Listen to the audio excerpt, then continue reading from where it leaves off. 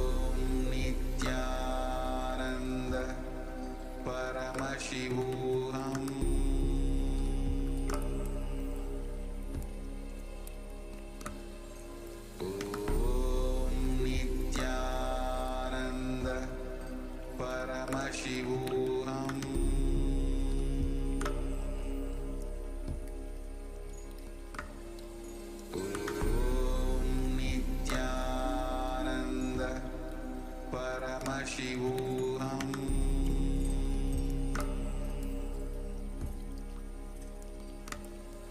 Om Nithyananda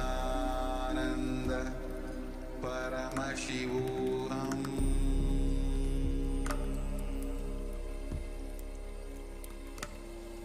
Om Nithyananda Paramashivoham.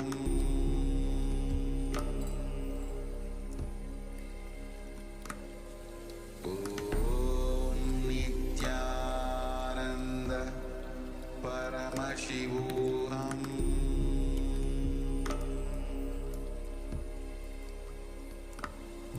Om Nithyananda Paramashivoham. Om Nithyananda Paramashivoham.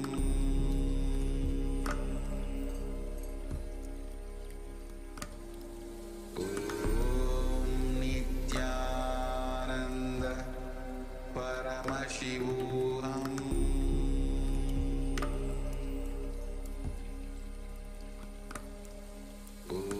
Om Nithyananda Paramashivoham.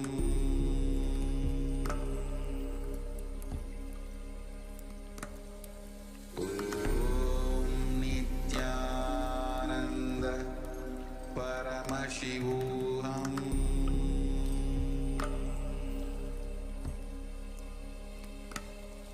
Om Nithyananda Paramashivoham.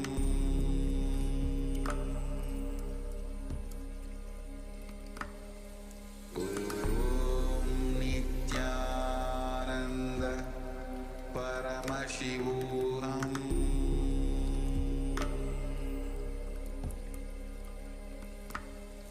Om Nithyananda Paramashivoham.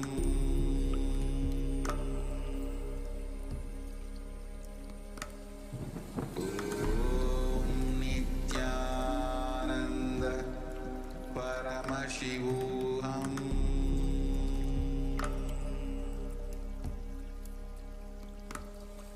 Om Nithyananda Paramashivoham.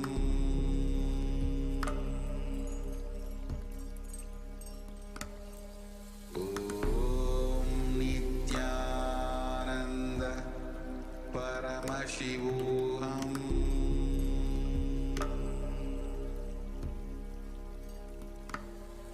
Om Nithyananda Paramashivoham.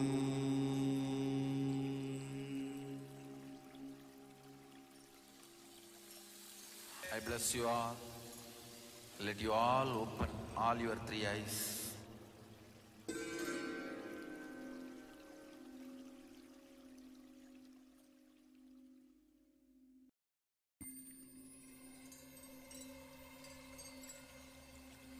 I welcome you all with my love and respect. Let you all open all your three eyes. Om Nithyananda Paramashivoham.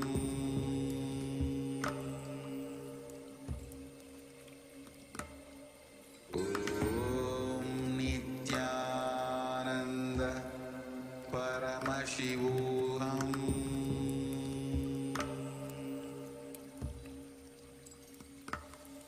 Om Nithyananda Paramashivoham.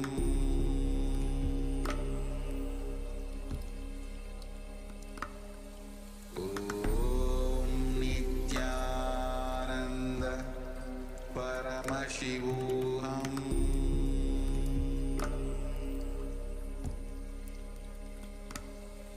Om Nithyananda Paramashivoham.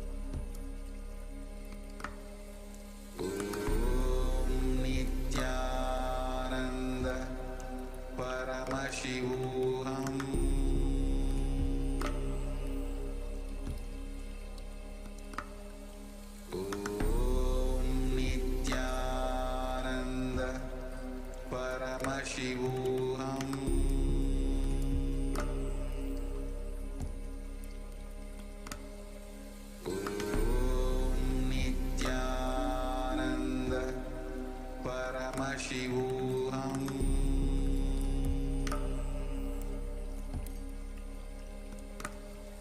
Om Nithyananda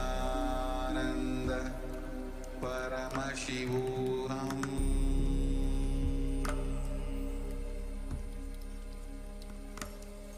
Om Nithyananda Paramashivoham.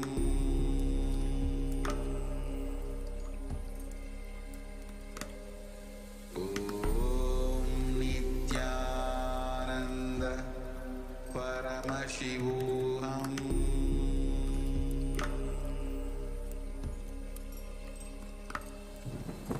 Om Nithyananda Paramashivoham.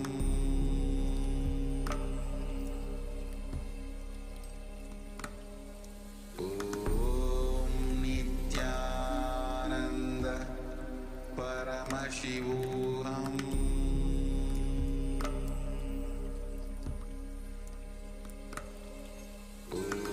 Om Nithyananda Paramashivoham.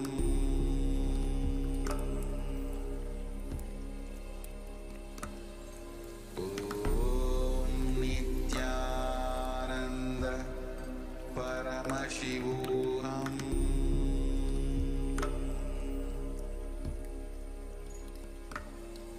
Om Nithyananda Paramashivoham.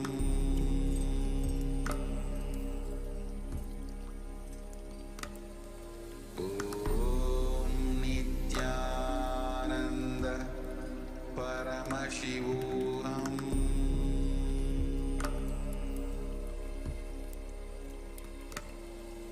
Om Nithyananda Paramashivoham.